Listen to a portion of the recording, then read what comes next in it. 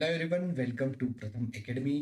तो मध्य प्रदेश लोक सेवा आयोग द्वारा एमपीपीएससी प्रीलिम्स 2025 का रिजल्ट आ चुका है। बहुत ही इस बार तो रिकॉर्ड टाइम में एमपीपीएससी ने पूरा ये काम किया है। 16 फरवरी को तो एग्जाम हुई थी और आज 5 मार्च को ये रिजल्ट आ चुका है। तो रिजल्ट आ चुका है, लेकिन इसमें एक बार इसमें जो चीज़ हुई है, इस बार की कट ऑफ डिक्लेयर नहीं हुआ है, जैसा कि एमपीपीएससी ने पहले ही बता दिया था। तो जानते हैं कि चलो क्या कट ऑफ हो सकता है, क्या कट ऑफ रह सकता है, क्या पूरा सोशल मीडिया पे, टेलीग्राम पे एनालिसिस चल रहा है। तो उसके हिसाब से मैंने ये देखा है, थोड़ा एनालिसिस करने की कोशिश करी है कि क्या कट ऑफ हो सकता है। तो पहले हम जानते हैं ये रिजल्ट आ गया है आपका। अगर प्रीलिम्स क्लियर हो गया है तो बहुत बहुत कॉन्ग्रेचुलेशन, बहुत बहुत बधाई। जल्दी से आप मेंस की प्रिपरेशन में लग जाइए।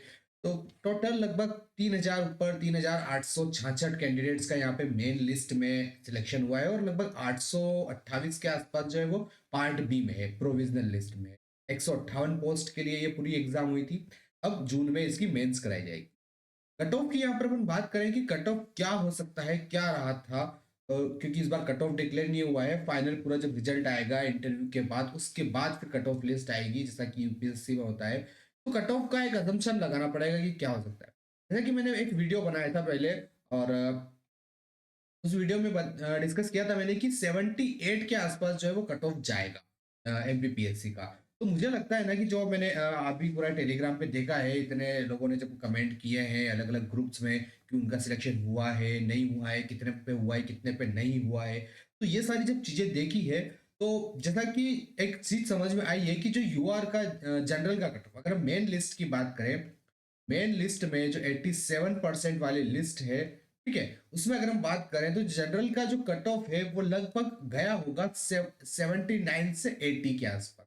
ठीक है, अब ये रेंज इसलिए बता रहा हूँ क्योंकि एक अजम्पशन है, एक अजम्पशन लगाना पड़ रहा है। कट ऑफ डिक्लेयर नहीं हुआ है तो जो कैंडिडेट जिनका सिलेक्शन हुआ है, जो अलग अलग ग्रुप्स में बता रहे हैं कि उनका इतने मार्क्स पे हुआ है, इतने मार्क्स पे नहीं हुआ है, ठीक है, तो एक 79, मेरी जो पॉसिबिलिटी वो ज्यादा 79 पर है कि 79 जो है वो जनरल के लिए कट ऑफ यहाँ पर गया है। 79 क्वेश्चन जो है वो जनरल के लिए कट ऑफ गया है, मेन लिस्ट की मैं बात करूं।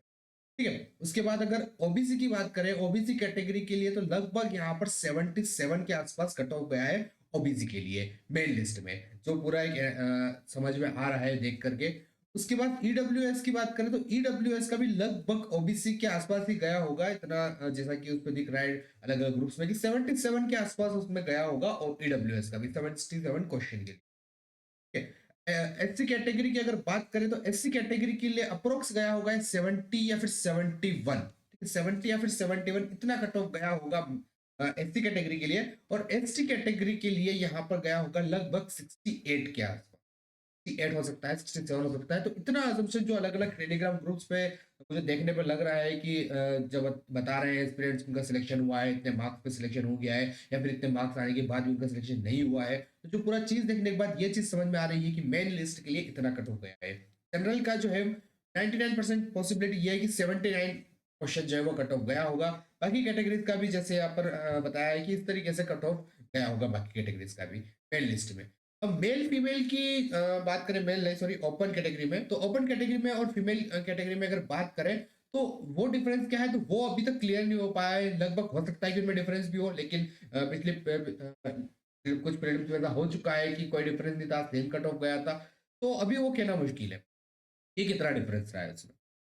तो ये मेन लिस्ट की बात थी। अगर हम यहाँ पर 13% का एक बात करें, जो प्रोविजनल लिस्ट है जिसमें लगभग 800 के ऊपर कैंडिडेट्स का सिलेक्शन हुआ है, तो उसमें जनरल और ओबीसी ये दो कट ऑफ डिक्लेयर होते हैं।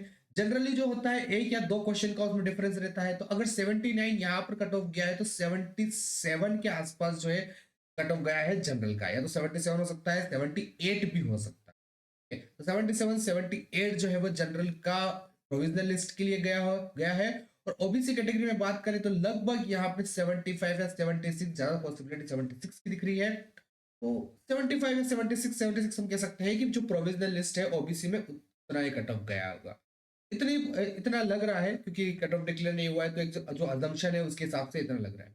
मैंने 78 अज्यूम किया था, जो मैंने वीडियो बनाया था, अगर आपने वो वीडियो देखा है तो उसमें मैंने एनालिसिस करने के बाद ये जो पूरा एनालिसिस है कि कितने कैंडिडेट्स अपीयर हुए थे, पेपर का लेवल कैसा था, तो उसमें 78 मैंने अज्यूम किया था कि इतना जाना चाहिए। ठीक है, अभी हो सकता है अभी जो है 79 के आसपास जो है वो कट ऑफ गया है। अब एग्जैक्ट तो प्रिडिक्ट करना इम्पॉसिबल है। तो 70 और 13% कैटेगरी में 78 गया है प्रोविजनल यूआर के लिए और 76 के आसपास गया होगा ओबीसी के। तो ये एक मेरा अजम्पशन है और जो एनालिसिस करने के बाद मैंने देखा है वो इतना लगभग उसमें कट ऑफ गया होगा। बाकी जो चीज़ है वो तो फाइनल रिजल्ट के बाद ही पता चलेगी।